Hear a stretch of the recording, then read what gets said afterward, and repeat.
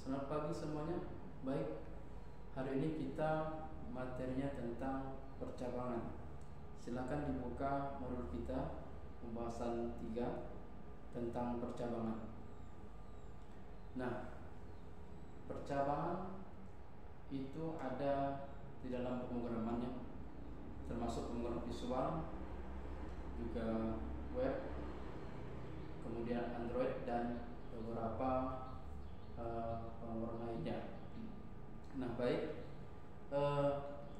di dalam pemrograman pasti ada percabangan.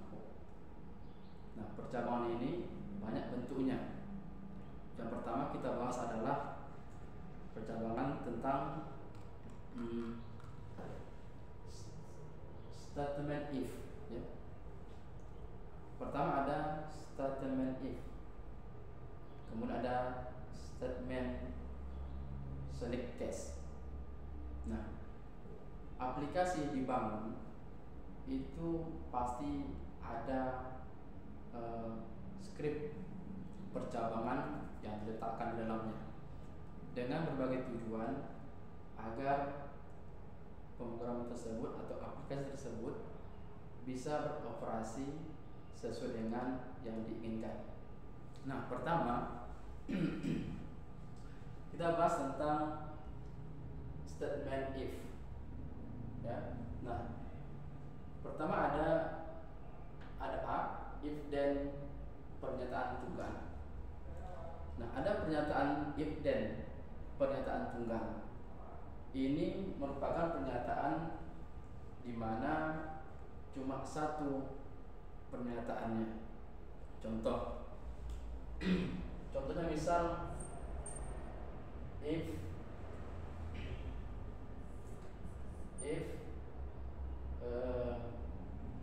nilai 10 dan pernyataannya maka nilai bagus. Nah, ketika if then pernyataan tunggal artinya kondisinya cuma if dan pernyataannya tunggal satu, ya. Nah, itu contoh dari pernyataan atau if then pernyataan tunggal. Nah, kemudian di poin kedua atau poin B ada istilahnya if then pernyataan jamak. Kalau tadi pernyataan tunggal satu pernyataannya. Nah, kalau jamak berarti ada lebih dari satu pernyataan yang dimunculkan dalam satu kondisi. Contoh if then, ya, if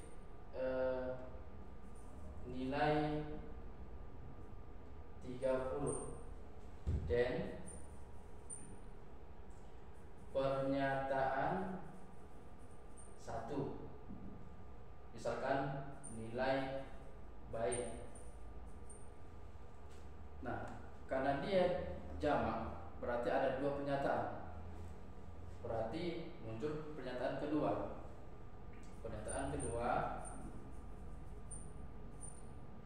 nilai bagus.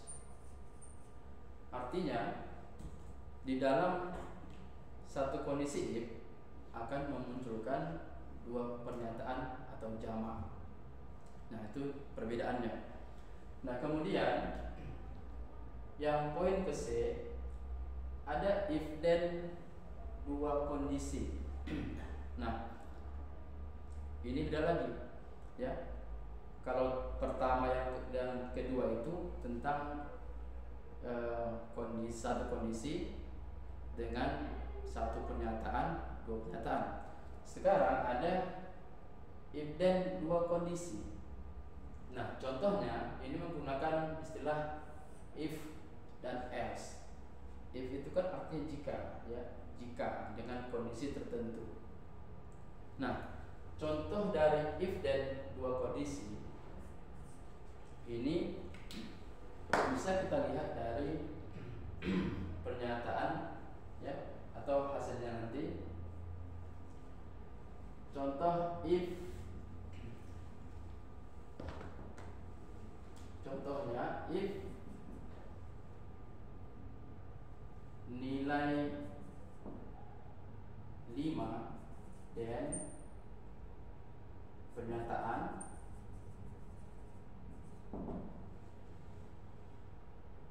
nilai baik, ya. Nah, ini kondisi pertama, ada if, kondisi pertama if. Kemudian ada kondisi kedua, yaitu else. Else ini dipakai ketika tidak terpenuhi kondisi pertama. Contoh tadi kondisi pertama itu jika nilai 5, maka hasilnya nilai bagus. Tetapi muncul kondisi kedua else, artinya jika tidak terpenuhi nilai 5, contoh else, contoh ada 4 ya, atau 3 nilainya, artinya di bawah dari 5. Maka pernyataan seperti ini, ya, muncul nilai Anda jelek, nilai Anda tidak bagus, ya, tidak baik, ya, atau tidak bagus. Nah, jadi karena tidak terpenuhi kondisi pertama, maka muncul kondisi kedua else. Nah, seperti itu. Kemudian yang poin D, if then kondisi jamak, ya. Nah, kalau tadi dua kondisi, ini if then kondisi jamak, artinya kondisinya lebih dari 2, ya. Di sini menggunakan istilah if, ada if, ada else, else if, ada if, else if, else if, dan terus, ya, digunakan. Artinya lebih dari 1, bisa 2, 3, 4, 5, sampai seterusnya, sampai terpenuhi kebutuhannya. Nah, contohnya if misalkan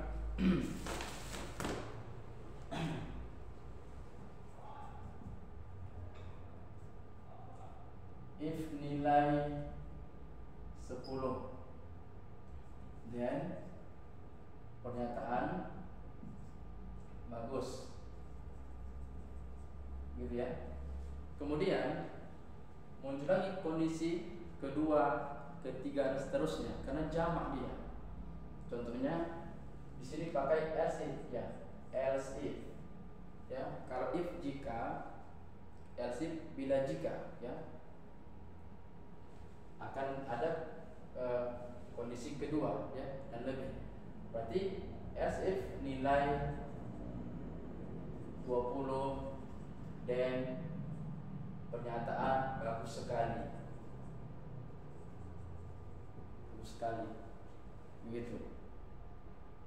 Nah, dan terus ada kondisi berikutnya, ya, else if juga sampai berapa yang dibutuhkan dia, ya, sebanyak apa. Nah, itulah perbedaan dari statement if, ya. Ada if dan pernyataan tunggal, ada if dan pernyataan jamak, ada if dan dua kondisi, ada if dan kondisi jamak. Nah, penerapan percabangan ini banyak, ya, modelnya, bukan hanya dari segi aplikasi perhitungan nilai. Percabangan atau kondisi if, ya, else juga digunakan contohnya untuk memvalidasi, ya, memverifikasi juga bisa. Contoh memvalidasi sistem login, mungkin kita pernah, ya, atau kita pernah untuk melakukan login, ya. Contoh login email, ya, masukkan email dan sandi, ya, atau mungkin kita login ke akun lain, ya, masukkan username dan password. Nah, di sini juga membutuhkan percabangan untuk memeriksa, ya, validasi. Contoh kita buat tampilan username, ya, password, ya. Nah, ketika dirancang seperti ini, ya, kita masukkan, ya, anggap kita punya akun yang benar, ya, username-nya Andi, passwordnya 1, ya, 123. Nah, ketika kita login, kita masukkan username Andi password 123, kita login, maka script atau kode program visual ini akan memeriksa validasi. Contoh, if ya, maka berlaku if username sama dengan Andi. Artinya jika username sama dengan Andi, then maka muncul pernyataan. Karena tadi benar username-nya dan password, maka muncul pernyataan akun benar dan tampil halaman beranda kita, atau kita masuk kepada email kita ya. Nah, kemudian sebaliknya, ketika akun ini sama, maka berlaku kondisi else ya. Else ini memeriksa ketika kondisinya tidak terpenuhi ya. Contoh tadi username Pak Andi password 123, tapi kita buat salah ya. Contoh username-nya Andi ya, passwordnya 471, maka ketika klik login berlakulah kondisi else karena tidak terpenuhi kebutuhannya ya, nilainya, maka else akan menolak ya, akun Anda salah ya. Nah, ini termasuk contoh dari penerapan kondisi ya, atau statement if ya. Nah, begitu banyak contoh-contoh lainnya ya yang bisa kita pahami bersama. Oke, sekarang silakan kita lanjut ke materi berikutnya. Kita sudah membahas tentang statement if ya, dengan beberapa contoh kasusnya. Nah, sekarang yang kedua ada statement select case. Nah, statement select case ini juga hampir sama dengan statement if. Namun secara definisi select case ini dia akan memeriksa suatu nilai dalam variabel ya, dengan kemungkinan nilai yang akan muncul ya. Nah, dalam konteks sintaksnya atau scriptnya juga berbeda. Kalau kondisi if, ada if nilai 1 dan pernyataan baik, contoh seperti itu. Nah, kalau select case dia menggunakan bentuk script ya, atau perintah case ya. Contoh case A ya. Case A artinya case nilai A ya. Maka keterangannya itu bisa memuaskan, contoh ya, case A. Kemudian case B ya, hasilnya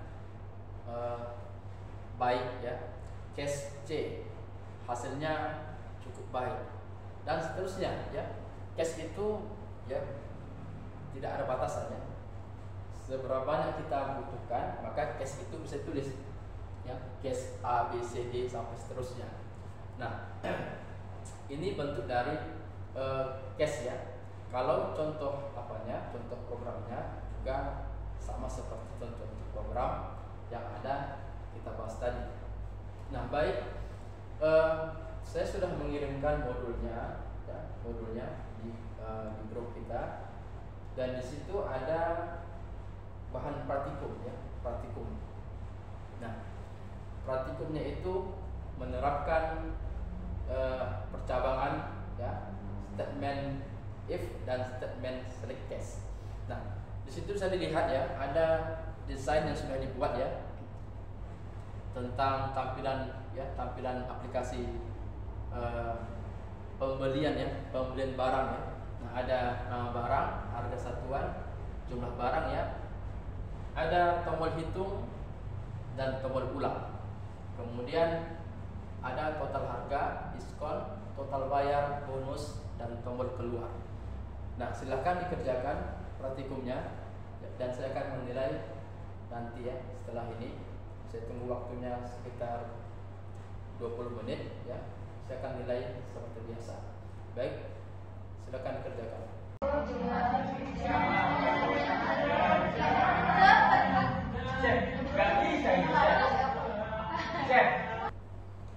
Oke ya, sudah siap.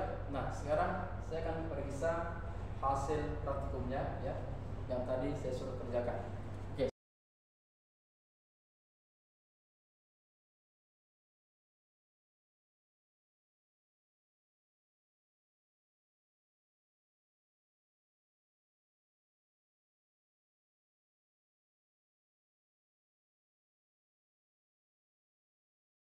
Oke, terima kasih ya yang sudah menyelesaikan programnya ya di praktikum visual ini. Nah, berarti pertemuan kita hari ini kita padakan sampai di sini dulu ya. Kita bertemu di minggu depan di materi berikutnya ya. Silakan dipahami kembali modul-modul yang sudah saya kirimkan ya, di rumah diulang-ulang kembali ya. Bagi yang belum berhasil ya, karena waktu sudah habis ya, kita parahkan sampai di sini dulu.